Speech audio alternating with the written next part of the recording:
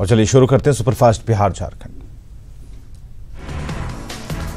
दरभंगा के बेटा में डॉक्टर के क्लिनिक पर अपराधियों ने अंधाधुंध फायरिंग की है। फायरिंग में ड्राइवर को गोली लगी है। डॉक्टर के बेटे ने 4 लोगों पर फायरिंग का आरोप लगाया है। हाजीपुर में बालू माफिया ने पुलिस टीम पर हमला बोल दिया। फायरिंग में एक युवक घायल हो गया। सदर थाने के मनुआ में पुलिस छापेमारी करने गई थी। बेतिया में एक अज्ञात व्यक्ति ने मासूम पर तेज हथियार से हमला कर उसे घायल कर दिया। मामला पुरुषोत्तमपुर के मधुरी गांव का है। परिजनों का कहना है कि उसकी 2.5 साल की बेटी घर पर अकेली खेल रही थी, तभी किसी ने हमला कर उसे घायल किया। पटना के दीघा इलाके में एक निजी स्कूल के शिक्षक ने मासूम की बेरहमी से पिटाई कर दी। हैरत की बात यह है कि बच्चे का महज 3 दिन पहले ही स्कूल में नामांकन कराया गया था और बाद में अभिभावकों ने शिक्षक के खिलाफ थाने में मामला दर्ज कराया। पटना के दीघा में चोरों ने एक मोबाइल शोरूम में घुसकर लाखों की मोबाइल चुरा ली। चोरी की एक वारदात सीसीटीवी में कैद हो गई है। सीसीटीवी में आप देख सकते हैं कि 4 चोर कैसे शटर काट रहे हैं। समस्तीपुर में पटना से घर लौट रहे दंपति पर अपराधियों ने हमला बोल दिया है। अपराधियों ने पत्नी का गला रेत दिया और पति का कोई फिलहाल सुराग नहीं है। हथियार से लैस 3 अपराधियों ने घटना को अंजाम दिया। भोजपुर के जगदीशपुर में सोमवार की देर रात एक इलेक्ट्रॉनिक दुकान में भीषण आग लग गई, जिसमें 15 लाख से ज्यादा के इलेक्ट्रॉनिक सामान जलकर राख हो गए। कड़ी मशक्कत के बाद आग पर काबू पाया गया। पटना को दहलाने की धमकी देने के मामले का पटना पुलिस ने खुलासा किया है। पुलिस ने रणधीर वर्मा समेत 9 आरोपियों को गिरफ्तार किया। सुपौल के त्रिवेणीगंज में एक बच्चे को मां ने जहर खिला दिया, खुद भी जहर खाकर जान दे दी। अनिता के पति राम टहल साह से विवाद था, जिसके बाद उसने एक कदम उठाया। सहरसा पुलिस ने कुख्यात विकास कुमार यादव को गिरफ्तार किया है। विकास पर पूर्णिया सहरसा जिले के कई थानों में लूट, हत्या, रेप और रंगदारी के मामले दर्ज हैं। पटना में रेल पुलिस पर एक बार फिर से सवाल उठे हैं। दरअसल जेल से कोर्ट ले जाने के दौरान एक कैदी हाजत से फरार हो गया। जमुई में उत्पाद विभाग ने कार्रवाई करते हुए एक टाटा सुमो पर सवार 12 कार्टन विदेशी शराब बरामद किया है और इस कार्रवाई में 3 धंधेबाज गिरफ्तार किए गए। वैशाली के बिदुपुर से पुलिस ने 142 कार्टन विदेशी शराब बरामद किया है। पुलिस ने गुप्त सूचना पर भैरवपुर में ये कार्रवाई की, हालांकि कारोबारी फरार हो गए। बगहा में यूपी और नेपाल से शराब की खेप आने की सूचना के बाद बगहा पुलिस अलर्ट पर है। बगहा एसपी ने सभी थानों के साथ विशेष टीम गठित कर सीमाई इलाकों में अभियान शुरू किया है। सुपौल में सहायक कर्मी प्रभाकर सिंह को शराब के नशे में ड्रामा करता देख डीएसपी के आवास के पास से गिरफ्तार किया गया है। प्रभाकर सिंह शराब के नशे में सिगरेट पीकर ड्रामा कर रहे थे। गैंगस्टर अखिलेश सिंह पर ईडी का शिकंजा कस गया। अखिलेश सिंह की करीब 3 करोड़ की संपत्ति अटैच की गई है। नक्सली नेता संदीप यादव की 86 लाख से ज्यादा की संपत्ति भी कुर्क हो गई। जमशेदपुर के व्यवसायी आरके वर्णमाल ने ठिकानों पर आईटी ने छापेमारी की है। आय से अधिक संपत्ति मामले में आरके टेक्सटाइल लिमिटेड और फैशन बाजार समेत 4 ठिकानों पर छापेमारी की। धनबाद में आईटी ने हार्डवेयर, स्टील, आयरन व्यवसायी सुनील सावरिया और संजय सावरिया की कंपनी अनिल ट्रेडर्स में छापेमारी की है। अभी तक के खुलासों में टैक्स चोरी की बातें सामने आई। रांची जीआरपी और आरपीएफ ने संयुक्त रूप से कार्रवाई करते हुए एक फर्जी टीटी को गिरफ्तार किया है, जो रांची से कोलकाता जाने वाली शताब्दी एक्सप्रेस में यात्रियों से वसूली कर रहा था। सिमडेगा में सड़क हादसे में पूर्व अंतर्राष्ट्रीय हॉकी खिलाड़ी विमल लकड़ा घायल हो गए हैं। दरअसल विमल लकड़ा अपनी एक महिला दोस्त के साथ बाइक से रांची से लौट रहे थे, तभी से वही पकड़ी टोली के पास उनकी बाइक की दूसरी बाइक से टक्कर हो गई। पूर्वी सिंहभूम के घाटशिला में श्रम पदाधिकारी धुरेंद्र पासवान की कार दुर्घटनाग्रस्त हो गई। पेड़ से टकराने के बाद कार में आग लग गई। हादसे में श्रम पदाधिकारी घायल हुए हैं। आरएसएस प्रमुख मोहन भागवत 10 दिवसीय यात्रा के लिए आज पटना आ रहे हैं। संघ प्रमुख 6 से 15 फरवरी तक बिहार की यात्रा पर होंगे। दुमका और डोरंडा ट्रेजरी मामले में आज भी लालू प्रसाद की सीबीआई कोर्ट में पेशी होनी है। इससे पहले कल भी सीबीआई कोर्ट में डोरंडा और दुमका मामले में सुनवाई हुई और इस मौके पर सीबीआई की ओर से अदालत में गवाही भी दर्ज कराई गई। रांची के बिरसा मुंडा जेल में शरद यादव ने लालू से मुलाकात की। करीब आधे घंटे तक दोनों नेता एक साथ कई मुद्दों पर उन्होंने चर्चा की। पूर्व राज्यसभा सांसद शरद यादव अब अपनी नई पार्टी बनाने जा रहे हैं। नई पार्टी को लेकर शरद यादव ने चुनाव आयोग को आवेदन दिया है। हालांकि शरद यादव ने पार्टी के नाम और स्वरूप पर खुलकर कुछ भी नहीं बोला। पूर्व सीएम जीतन राम मांझी का दर्द एक बार फिर छलकाया। मांझी ने कहा कि सीएम पद से इस्तीफा देकर उन्होंने ऐतिहासिक भूल की। रांची में शरद यादव और लालू प्रसाद की मुलाकात के बाद बिहार के राजनीतिक गलियारों में चर्चा का बाजार गर्म है। बिहार के सहकारिता मंत्री ने इस मुलाकात के बाद इशारों में ही शरद यादव पर तंज कसा। बीजेपी सांसद शत्रुघ्न सिन्हा ने एक बार फिर पीएम नरेंद्र मोदी पर हमला बोला है। उन्होंने पीएम मोदी पर one man army and two man show कहकर हमला किया। उन्होंने ये भी कहा कि मोदी की कैबिनेट में किसी मंत्री की कोई अहमियत नहीं है। आरजेडी नेता तेजस्वी यादव ने नीतीश कुमार पर निशाना साधा और कहा कि जेल भिजवाने की साजिश रचे हैं। वहीं आरक्षण की फिर से समीक्षा होने के बयान को लेकर उन्होंने जीतन राम मांझी पर भी तंज कसा।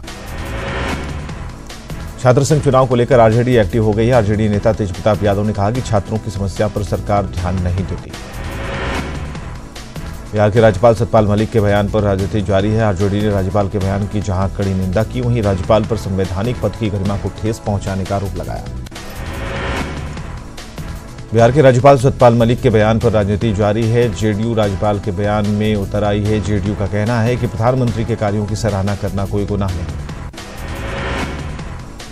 सीएम नीतीश कुमार ने आम बजट की जमकर सराहना की है। वहीं किसानों के लिए न्यूनतम समर्थन मूल्य की घोषणा का स्वागत किया। लोक संवाद के बाद प्रेस कॉन्फ्रेंस में नीतीश ने विशेष राज्य के दर्जे की फिर से मांग उठाई है। साथ ही यह भी साफ किया कि सत्ता धन अर्जन के लिए नहीं होती। लालू प्रसाद की बेटी मीसा भारती पर मनी लॉन्ड्रिंग मामले में ईडी की जांच जारी है और उस मामले में पटियाला कोर्ट की कार्रवाई शुरू हो चुकी है। चार्जशीट मामले में 8 फरवरी को कोर्ट संज्ञान लेगा। आज से बिहार में इंटर का एग्जाम शुरू हो रहा है। बिहार बोर्ड ने कदाचार मुक्त परीक्षा कराने का दावा किया है। 1384 केंद्रों पर 12 लाख से ज्यादा परीक्षार्थी परीक्षा में शामिल हो रहे हैं। पीएससीबी अध्यक्ष आनंद किशोर ने कदाचार मुक्त परीक्षा पर जोर देते हुए कहा कि इस बार सशस्त्र बलों की संख्या बढ़ाई गई है और निगरानी के लिए हर सेंटर पर सीसीटीवी लगाए गए हैं। अरवल जिले के 39 माध्यमिक विद्यालय में करीब 20,000 परीक्षार्थी इंटरमीडिएट की परीक्षा में शामिल होंगे, लेकिन हैरानी की बात यह है कि जिले में किसी भी विद्यालय में इंटरमीडिएट की पढ़ाई पूरी नहीं हुई। गया में भी इंटरमीडिएट परीक्षा की प्रशासनिक तैयारी पूरी कर ली गई है और इसे लेकर डीएम अभिषेक कुमार और एसएसपी गरिमा मलिक ने सभी संबंधित अधिकारियों और पुलिसकर्मी के साथ गया कॉलेज में बैठक की। नागालैंड के दीमापुर में शहीद असम राइफल्स के जवान शशिकांत मिश्रा का शव उनके पैतृक गांव भोजपुर के शाहपुर स्थित भरौली गांव पहुंचा। शहीद का शव गांव पहुंचते ही गांव का माहौल गमगीन हो गया। पूर्णिया के गढ़बनैनी में जगदम्बा राइस मिल ने अपना ट्रेडर्स मीटिंग आयोजित किया। इस मीटिंग में राइस पैकेजिंग और मार्केटिंग पर आपसी चर्चा हुई। पटना में अग्रणी बैंक योजना पर परिचर्चा की गई। उप मुख्यमंत्री सुशील मोदी ने परिचर्चा का उद्घाटन किया। होटल मौर्य में हुई इस परिचर्चा में सभी जिलों के बैंक से जुड़े पदाधिकारियों ने हिस्सा लिया।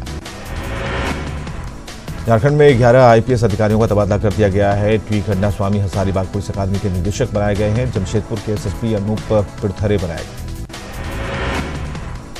खाद्य आपूर्ति मंत्री सरयू राय ने सीएम रघुवर दास से मतभेद से इनकार किया। उन्होंने साफ कहा कि दिल्ली में बीजेपी के सीनियर लीडर से मिलने का उनका कोई इरादा नहीं है। साथ ही उन्होंने झारखंड में भी शराबबंदी की मांग की। झारखंड रसोइया संघ का आंदोलन खत्म हो गया है। सीएम रघुवर दास से वार्ता के बाद रसोइया संघ ने आंदोलन खत्म किया है। सीएम ने किसी को काम से नहीं हटाने का भी भरोसा दिलाया। जेएमएम कोषाध्यक्ष रवि केजरीवाल और हेमंत सोरेन पर बीजेपी की ओर से लगाए गए आरोपों पर जेएमएम ने पलटवार किया और पार्टी की ओर से खुद रवि केजरीवाल मीडिया के सामने नजर आए और बीजेपी को जांच कराने के लिए ललकारा। मुख्यमंत्री रघुवर दास ने पिछले दिनों 40 नवनियुक्त सिविल जजों को नियुक्ति पत्र सौंपे थे। इसे चुनौती देते हुए हाईकोर्ट में एक याचिका दायर की गई है। याचिका में एक केस का हवाला देते हुए कहा गया है कि सीएम के खिलाफ 2 आपराधिक मामले दर्ज हैं, वो किसी जज को नियुक्ति पत्र कैसे दे सकते हैं। मंत्री राज पालीवाल ने भी झारखंड बीजेपी में सब कुछ सामान्य होने का दावा किया। उन्होंने कहा कि जहां तक सरयू राय के विरोध पर सवाल उठ रहे हैं तो इसके पीछे विपक्ष है।